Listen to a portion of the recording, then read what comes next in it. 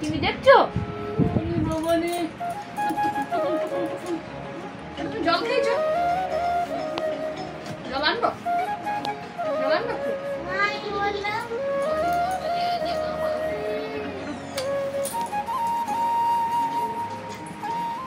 Hello friends, good morning. গ্রামের রান্না with সীমা চ্যানেলে একটা নতুন পর্বে আপনাদের সবাইকে অনেক অনেক অনেক স্বাগত। বন্ধুরা, কালকে সারা রাত লাইন ছিল না, তার জন্য ঘুম হয়নি, আর সকালে হয়ে গেছে উঠতেও অনেকটা দেরি, আর সব গরমিল হয়ে গেছে। না সবজিওয়ালা পাচ্ছি না কিছু পাচ্ছি, আর এদিকে রান্নার ভিডিও করতেও আজকে কিন্তু যাওয়া হলো না। তাই মনে হলো আজকের দিনটা ফাঁকা যায় কেন, বাড়িতে একটা ব্লগ শুট করে দেখি কিরম লাগে। যদি ভালো লেগে থাকে অবশ্যই কিন্তু জানাবেন, তাহলে নেক্সট টাইম আবার দেওয়ার সাহস করবো। তো দাঁড়ান, একটা সবজিওয়ালা মনে হচ্ছে আসছে, দেখে নি কিছু পাই কিনা। ও দাদা, টমেটো আছে? নেই? এই দাদার কাছেও টমেটো নেই। চলুন, কিছু আর করার নেই, বাড়িতে যা আছে আজকে তাই দিয়ে রান্না করব। চলুন, স্নান পুজো সব তো করে নিয়েছি আগেই, এবার জলখাবারটা খেয়ে নিই। ছেলে মেয়ে সব ঘুম থেকে উঠে গেছে, ওদেরও স্নান হয়ে গেছে। দেরি করে উঠলো বলে ওদেরকে বললাম একবারে স্নান করে না, তোরা বাথরুম ঢুকে পড়ে। তো চলুন এরপর জলখাবারটা খেয়ে নিই, তারপর বাকি কাজগুলো আপনার সঙ্গে শেয়ার করবো।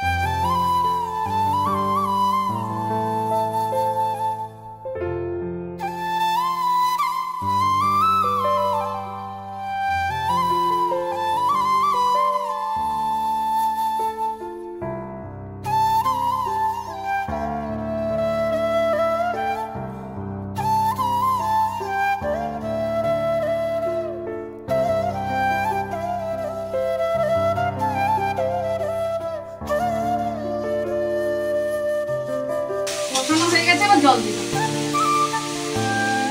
বেশি জল দেওয়ার দরকার নেই, কারণ অর্ধেকটা আমার আগেই সেদ্ধ হয়ে গেছে, তাই সেই পরিমাণ বুঝে আমি জলটা দিই।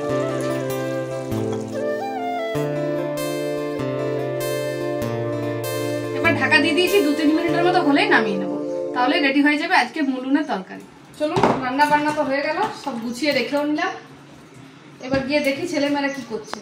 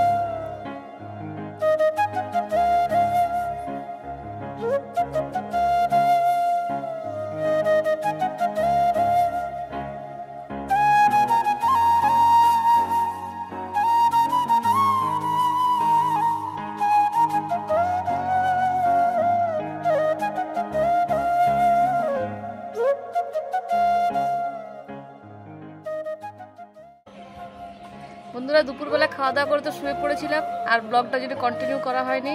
এখন বিকেলবেলা ছাদের উপর এসে বসে আছি, এত সুন্দর ঠান্ডা হাওয়া দিচ্ছে, ভীষণ সুন্দর। সারা দুপুর এত রোদ্দুরের পর মনে হয় কখন বিকেলটা হবে আর ছাদে একটু যাব।